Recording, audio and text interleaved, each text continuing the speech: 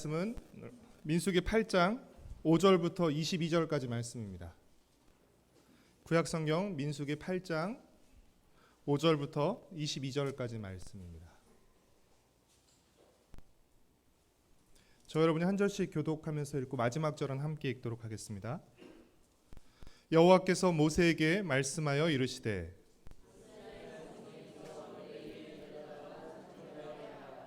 너는 이같이 하여 그들을 정결하게 하되 곧 속죄의 물을 그들에게 뿌리고 그들에게 그들의 전신을 삭도로 밀게 하고 그 의복을 빨게 하여 몸을 정결하게 하고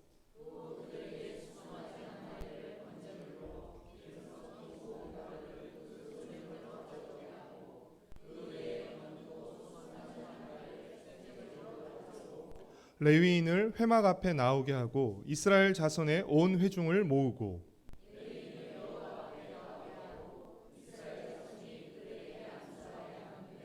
아론이 이스라엘 자손을 위하여 레위인을 흔들어 바치는 제물로 여호와 앞에 드릴지니 이는 그들에게 여호와께 봉사하게 하기 위함이라.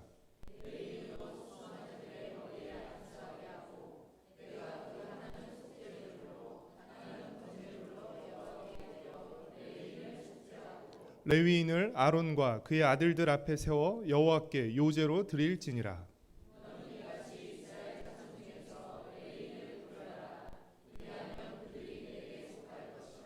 내가 그들을 정결하게 하여 요제로 드린 후에 그들이 회막에 들어가서 봉사할 것이니라.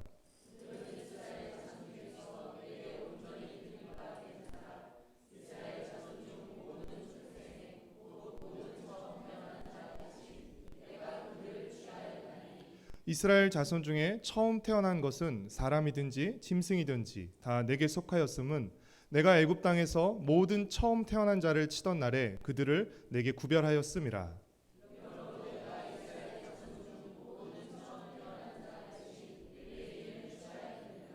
내가 이스라엘 자손 중에서 레위인을 취하여 그들을 아론과 그의 아들들에게 주어 그들로 회막에서 이스라엘 자손을 대신하여 봉사하게 하며 또 이스라엘 자손을 위하여 속죄하게 하였나니 이는 이스라엘 자손이 성소에 가까이 할 때에 그들 중에 재앙이 없게 하려 하였음이니라.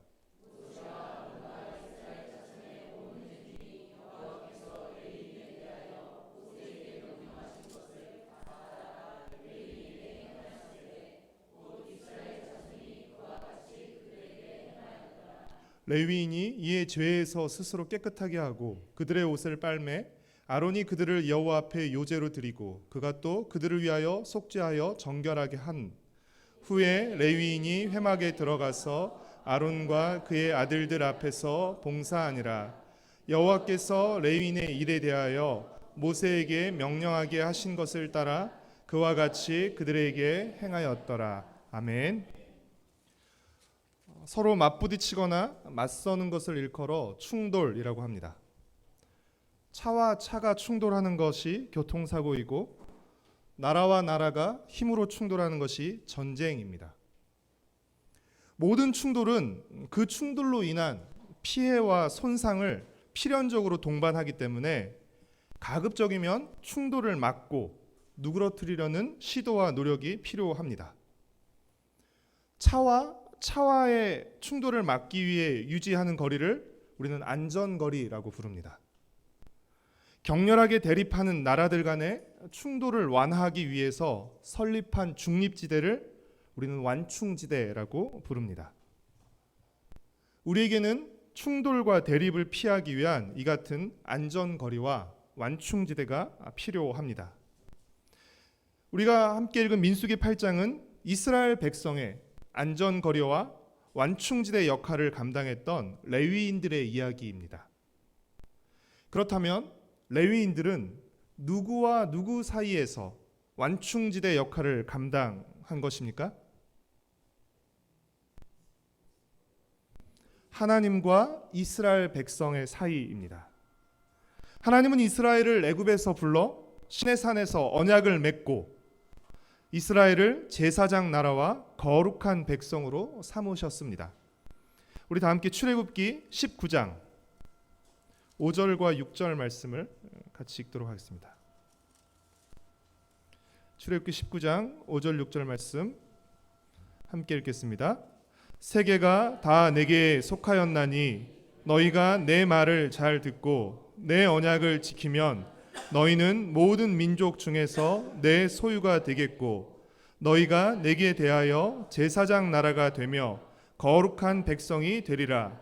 너는 이 말을 이스라엘 자손에게 전할지니라. 그리고 하나님은 20장부터 10계명을 비롯한 율법을 주셨습니다. 그리고 출애굽기 25장부터 28장까지 무엇을 지으라고 명령하시죠? 제 얼굴엔 나와 있지 않습니다.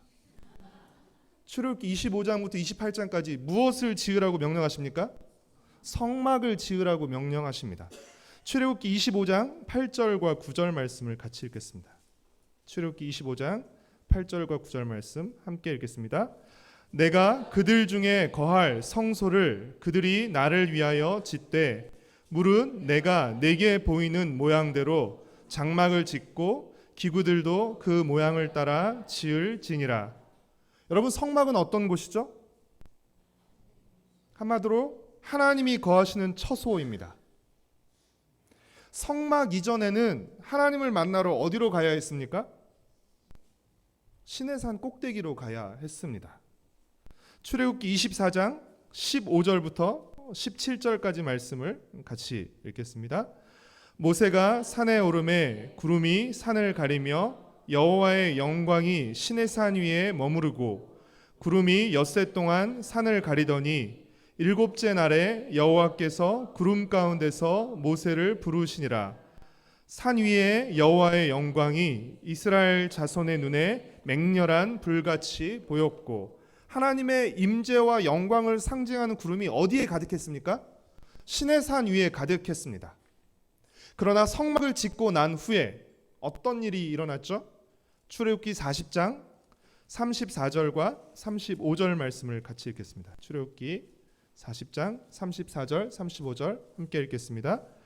구름이 회막에 덮이고 여호와의 영광이 성막에 충만하매 모세가 회막에 들어갈 수 없었으니 이는 구름이 회막 위에 덮이고 여호와의 영광이 성막에 충만함이었으며. 하나님의 임재와 영광을 상징하는 구름이 이제 어디에 가득하죠? 성막 위에 가득했습니다. 이는 하나님이 시내산에서 내려오셔서 이제 성막에 이스라엘 백성 가운데 거하신다는 것을 의미합니다. 우리가 성경을 읽다가 성막에 대한 내용이 나오면 일단 정신이 혼미해집니다. 갑자기 졸리기 시작하고 정신이 혼미해지죠. 그러다 정신을 좀 애써 차리고 되면 그 다음은 성막이 굉장히 화려하고 거대한 것처럼 생각되지만 사실 성막은 다른 이방신들의 신전에 비하면 그 규모나 화려한 면에서 아주 보잘것없는 초라한 것이었습니다. 성막에서 중요한 것은 규모나 시설이 아니라 그 성막 안에 하나님이 거하신다는 것입니다. 성막의 특별함, 성막의 영광은 어디에 있는 것이에요? 그것이 아주 크거나 아주 화려하고 비싸게 지어져서가 아니라 그 성막 안에 하나님이 거하신다는 사실이었습니다. 여러분, 하나님이 성막 안에 거하신다는 사실, 시내산에서 내려오셔서 성막 안에 거하신다는 사실, 다시 말해서 하나님이 이스라엘 백성 가운데 거하신다는 사실은 놀라운 은혜와 영광이지만 동시에 아주 크나큰 위험이기도 합니다. 왜 그렇죠? 하나님은 거룩하신 분이시기 때문입니다. 빛이 오면 어둠이 물러가듯이 거룩하지 못한 백성 가운데 거룩하신 하나님이 거하실 수 없기 때문입니다. 거룩하신 하나님이 이스라엘 백성들 가운데 거하는데 그 주위에 있는 이스라엘 백성들이 거룩하지 못하다면 그들은 존재할 수가 없기 때문입니다. 하나님이 성막을 처소로 삼아서 이스라엘 백성 안에, 이스라엘 백성 가운데 거하신다는 사실은 이스라엘 백성이 이제 앞으로 어떻게 그 진영을 거룩하게 유지할 것인가? 거룩하신 하나님이 그들 한복판에 계시기 때문에, 그들 가운데 계시기 때문에 이제 그들이 어떻게 거룩을 유지할 것인가? 그리고 반드시 발생하게 될 이 죄와 부정의 문제를 어떻게 처리할 것인가라는 문제가 반드시 뒤따르게 되는 것입니다. 그들이 거룩을 유지하기를 원하지만 그들은 반드시 죄와 부정을 저지를 것이기 때문에 그렇습니다. 그렇다면 거룩하신 하나님이 그들 가운데 거할 수 없고, 거룩하지 못한 그들이 하나님과 함께 있을 수 없기 때문입니다. 그래서 하나님은 죄와 부정을 처리하고 거룩을 유지하게 하는 방법을 허락하셨습니다. 하나님이 이 이스라엘 백성들에게 죄와 부정이 뒤따른다는 사실을 모르실 리가 없습니다. 그렇죠? 그렇기 때문에 하나님은 거룩하신 하나님이 그들 가운데 거하는데 그들이 저지르는 죄와 부정을 처리할 방법, 해결할 방법을 하나님께서 허락하셨는데 그 방법이 무엇이죠? 그것은 바로 제사제도입니다. 제사제도. 그래서 성막을 짓고 난 후에 하나님이 주신 율법이 레위기에 소개되어 있습니다. 성막을 짓고 난 후에 하나님이 주신 율법이 레위기에 소개되어 있는데, 레위기에 가장 먼저 소개되는 법이 어떤 법이죠? 제사법입니다. 제사법. 5가지 제사가 소개되는데요, 한 2가지 정도만 말씀해 보시겠습니까? 화목제, 속죄제, 속건제, 번제, 소제, 이 5가지가 있습니다. 근데 여러분, 이 제사가 어디에서 이루어졌죠? 성막에서 이루어졌습니다. 그리고 성막에서 이 제사를 섬기고 수종을 든 사람들이 누구죠? 바로 레위인들입니다. 그래서 제사법에 관한 내용을 많이 다루고 있는 성경의 2번째 책의 이름을 아예 레위기라고 아예 이름을 그렇게 붙여버린 것이죠. 하나님은 이스라엘 자손 가운데 레위 자손을 구별해서 그들에게 성막 봉사의 역할을 맡기셨는데, 그 이유가 무엇입니까? 민수기 8장, 다시 민수기 8장으로 돌아와서 민수기 8장 19절 말씀을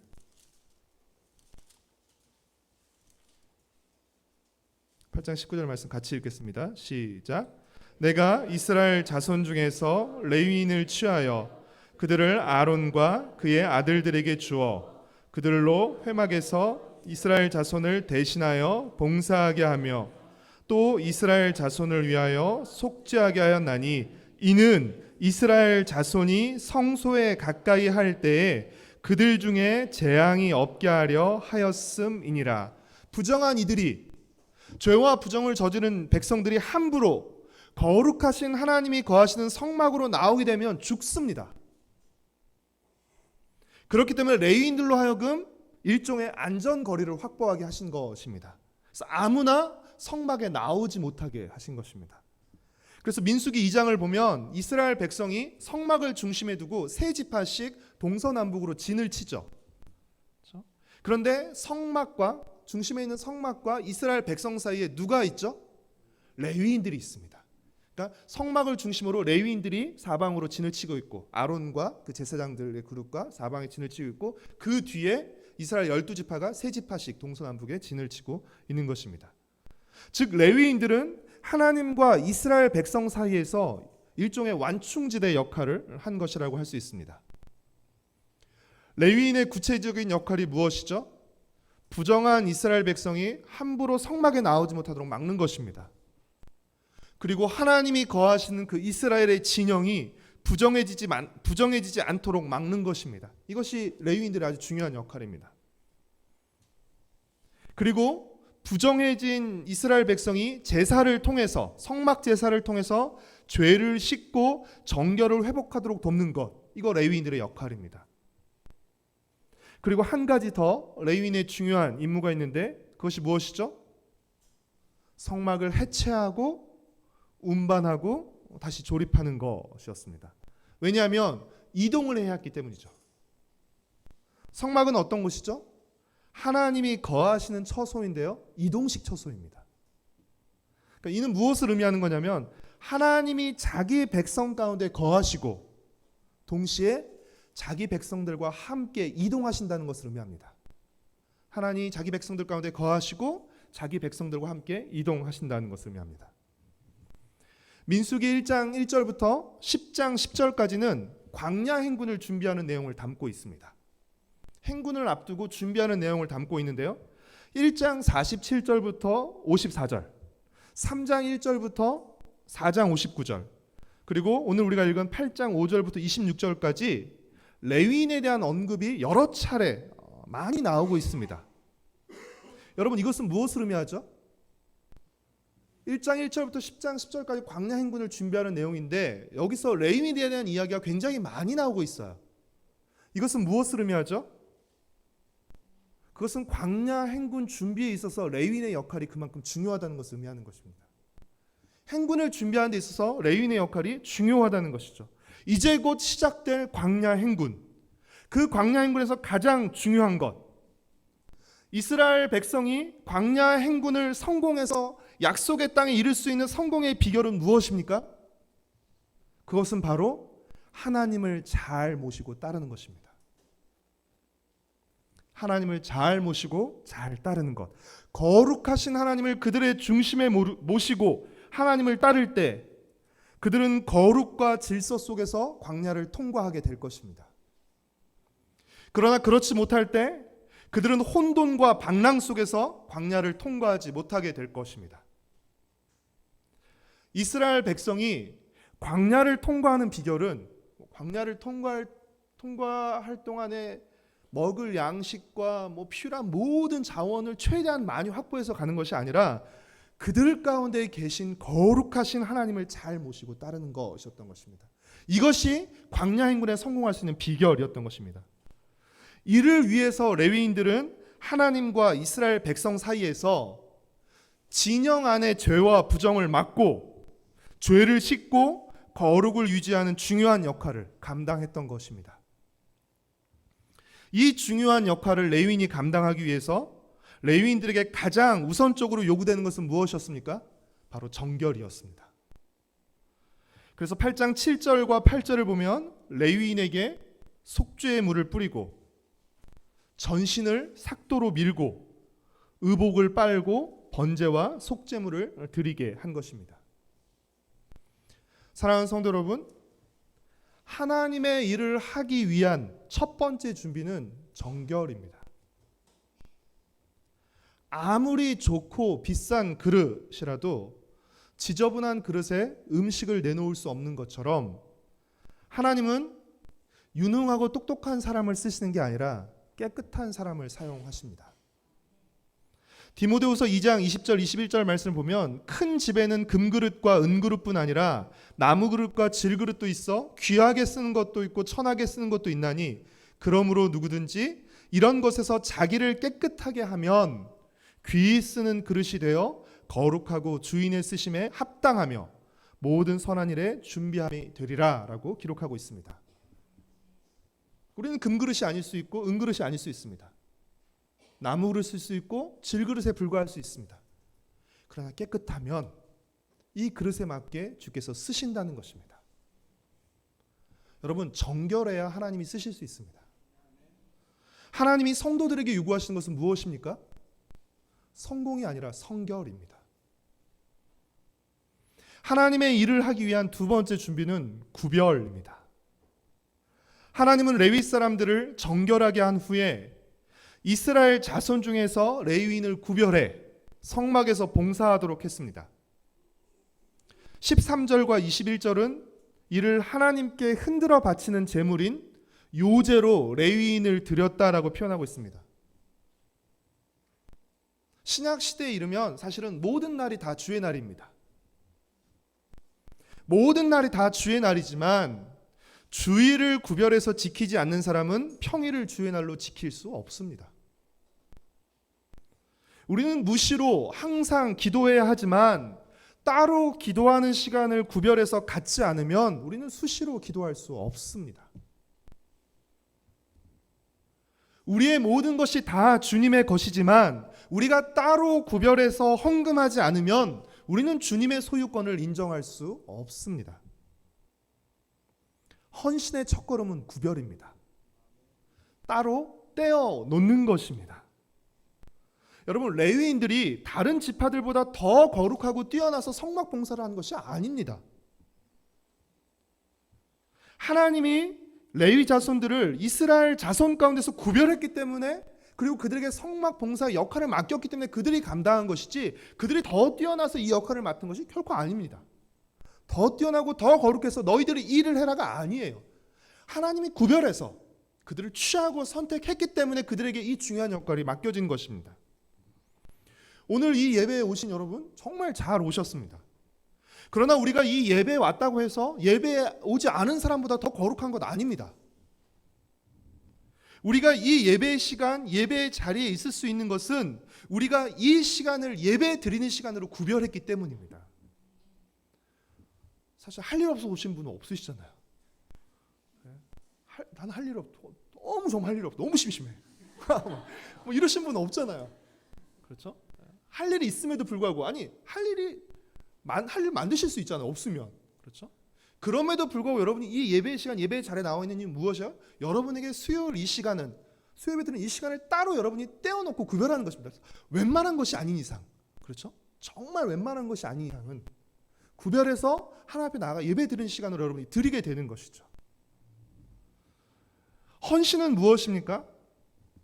하나님을 위한 구별을 점점 더 늘려가는 것입니다. 저는 그것이 헌신이라고 생각해요. 우리가 하나님을 위해서 따로 떼놓는데 그것이 점점 줄어드는 것이 아니라 점점 그것을 더 늘려가는 것이에요. 말씀을 묵상하기 위한 시간을 따로 떼놓고 늘려가는 것입니다. 말씀을 읽고 공부하는 시간, 기도하는 시간, 섬김을 위해서 재정과 재능을 더 늘려가는 것입니다. 거룩하신 주님을 위한 구별, 거룩하신 주님과 상관되는 시간과 재정과 재능이 늘어날수록 우리의 시간과 재정과 재능뿐 아니라 우리 자신이 점점 더 거룩해지는 것입니다. 왜요? 우리의 시간과 우리의 노력과 우리의 재능이 더 많이 거룩하신 하나님과 연관되어 사용되기 때문인 것이죠. 사랑하는 성도 여러분, 구별이 곧 거룩입니다. 구별 없이 거룩은 없습니다. 구별이 곧 거룩입니다. 하나님을 위한 구별. 하나님을 위한 구별. 구별 없이 거룩이 없고 하나님을 위해 따로 떼어놓는 구별 없이 헌신은 없습니다. 사랑하는 성도 여러분, 하나님을 위해서 떼어놓는 것들이 더 많아지기를 바랍니다. 더 많이 떼어놓으면 내가 쓸 건 더 줄어들고 막 이렇게 갑자기 막 고민이 되고 그런 일 없습니다. 그런 일 없고 그것이 더 큰 기쁨이 될 것이고 또 하나님이 어떻게 더 채워가신지 우리가 경험하게 될 것입니다. 하나님의 일을 하기 위한 세 번째 준비는 공급입니다. 공급. 민수기 8장에 보면 레위인의 이야기가 5절부터 나오기 전에 1절부터 4절까지는 다소 뜬금없이 등잔대 이야기가 나옵니다. 왜 그럴까 한참 생각해 보았습니다. 성막의 성소 안으로 들어가면 왼쪽에 등잔대가 있고 그 맞은편에 진설병이라 불리는 떡상이 있습니다. 그런데 이 등잔대의 불을 항상 켜두어서 떡상을 비추게 했습니다. 이 등잔대의 불은 꺼지지 않는 하나님의 빛을 상징했는데 저는 이 등잔대를 5절부터 시작되는 레위인들과 좀 연관시키면서 어떤 의미에서 레위인들은 이스라엘 백성들에게 하나님을 비추는 또 다른 형태의 등잔대일 수 있겠다라는 생각을 했습니다.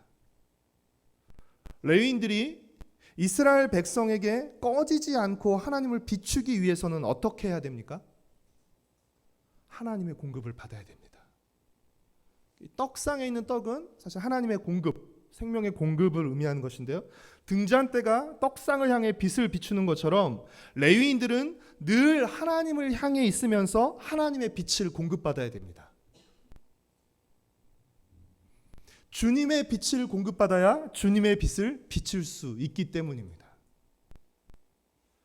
우리가 세상에 빛을 비추기 위해서는 참 빛이신 예수님의 빛을 공급받아야 합니다.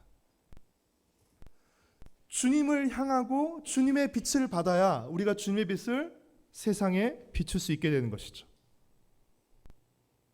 우리의 생명, 우리의 시간, 우리의 노력, 우리의 재정과 재능으로 우리가 하나님을 위해 일하는 것 같지만 사실 이 모든 것들은 내 것이 아니라 하나님이 주신 것들입니다. 하나님이 공급해 주시지 않으면 우리에게 어떤 것도 있을 수 없습니다.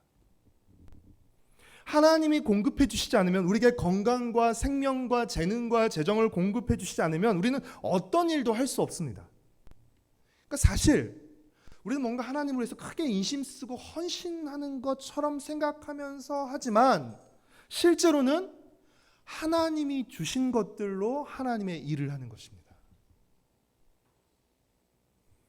사랑하는 성도 여러분, 레위인들은 하나님과 이스라엘 백성 사이에 선 사람들입니다. 오늘날 교회 안에서 레위인은 하나님과 성도들 사이에 선 사역자들이라고 할 수 있습니다. 그러나 교회 밖에서는 우리가 이제 이런 레위인 제사장 이야기 읽으면 이게 내 얘기 아니죠. 목사님들 이야기죠. 사역자들 이야기고. 교회 안에서 우리가 그렇게 받아들일 수 있습니다. 그러나 교회 밖에서는 하나님과 세상 사이에 선 우리가, 성도인 우리가 바로 레위인들입니다. 우리의 사회적 지위, 교회 안에서의 직분과 상관없이 우리는 거룩하신 하나님의 백성입니다. 우리가 거룩하신 하나님의 백성이라는 증거가 무엇이죠?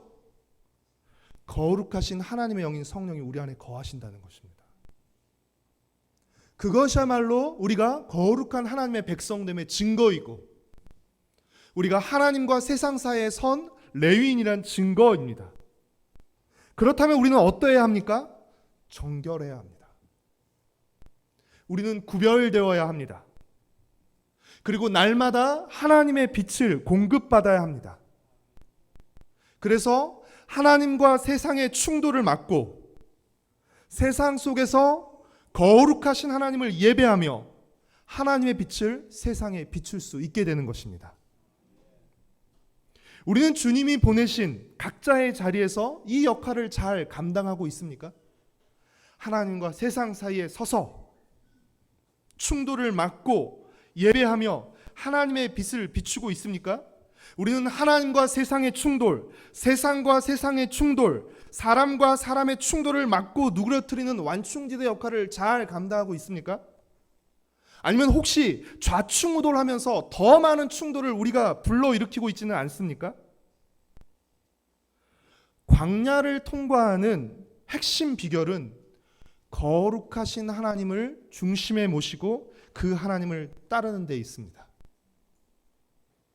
마찬가지로 광야와 같은 우리 인생길을 살아가는 핵심 비결도 거룩하신 하나님을 우리 삶의 중심에 모시고 그 하나님을 따르는 데 있습니다. 여러분, 이 사실을 잊지 않으시기를 바랍니다. 거룩하신 하나님을 모시고 따를 때 우리 삶도 거룩과 질서를 유지하며 살 수 있지만 그렇지 않을 때 우리 삶은 방탕과 혼란으로 스스로 무너지고 말 것입니다. 사랑하는 성도 여러분, 하나님과 세상 사이에서 살아가는 우리가 레위인입니다.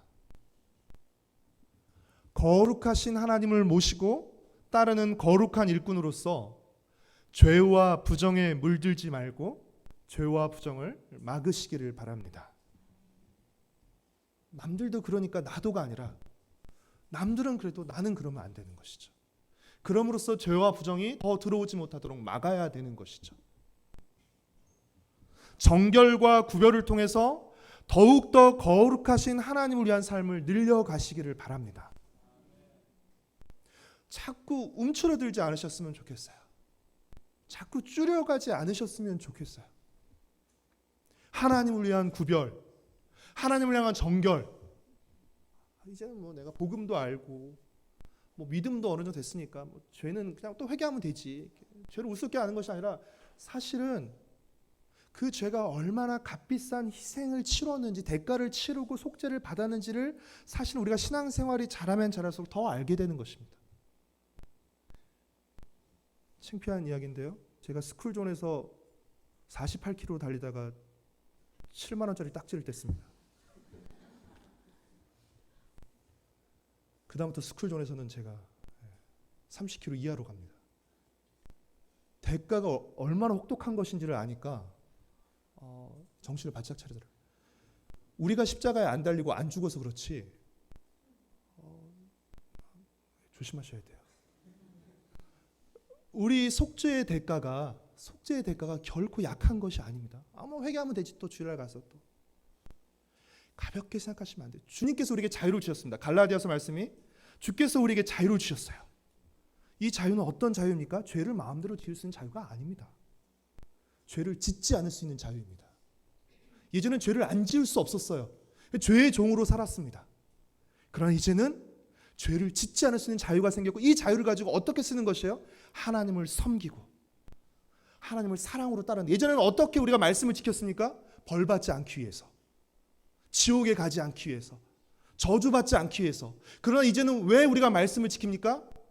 하나님께서 우리를 받아주셨기 때문에 사랑으로, 자유함으로 지키는 것입니다. 나는 더 주님을 기쁘게 해드리고 싶어. 난 주님을 더 사랑하기 때문에 이것도 해드리고 싶어. 두려움으로 지켰던 율법이 지킬 수 없는 것을 사랑과 자유함으로 지킬 때 그것을 뛰어넘게 됩니다. 그렇죠? 너 이거 안 하면 죽어? 이러면 못 지킵니다. 그렇죠? 사랑할 때 사실은 자기 목숨까지 내어놓을 수 있는 것입니다. 사랑하는 성도 여러분, 날마다 말씀을 통해서 하나님의 빛을 공급받으십시오. 그리고 그 빛을 따라 살아가면서 그 빛을 세상에 비추는 인간 등잔대가 되시기를 바랍니다. 우리가 빛을 공급받지 못하면 우리도 어둠 가운데 살아갈 수밖에 없습니다. 빛을 공급받아야 우리가 받은 빛으로 비춰줄 수 있는 것, 반사해줄 수 있는 것입니다. 예배 끝나고 우리가 집으로 운전하면서 돌아가는데 헤드라이트를 끄고 다 어둡게 하고 가실 분들은 없으시죠? 굉장히 위험한 일입니다. 여러분, 말씀의 빛 없이, 하나님의 비추임 없이 그냥 그렇게 우리 욕심에 눈멀어서 살아가는 것은 정말로 위험한 일입니다. 생명의 길처럼 보이고 성공의 길처럼 보이지만 그 길은 필경 사망의 길로 끝나는 길입니다. 교회에서 드리는 주일 예배뿐 아니라 주중 일상에서의 우리 삶 전체를 예배로 드리는 거룩한 산 제물이 되십시오. 레위인을 어떻게 했다고요? 그들을 요제로, 그렇죠? 흔들어 바치는 제물로 하나님께 드렸다라고 민수기 8장은 표현하고 있습니다. 산 제물로 드려진 것입니다. 그들은 살아서 하나님을 높이고 하나님을 예배하는, 또 봉사하는 삶을 살아가게 되는 것이죠. 사랑하는 성도 여러분, 하나님과 세상 사이에 믿음으로 굳게 서십시오.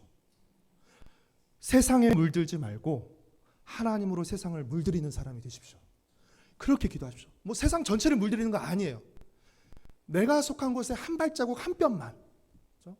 내가 물들지 않고, 세상에 물들지 않고 내가 있는 곳에서 한 뼘만 물들이십시오. 할 수 있는 만큼만 하십시오. 세상의 어두움에 지지 않고 어두운 세상에 하나님의 빛을 비추십시오.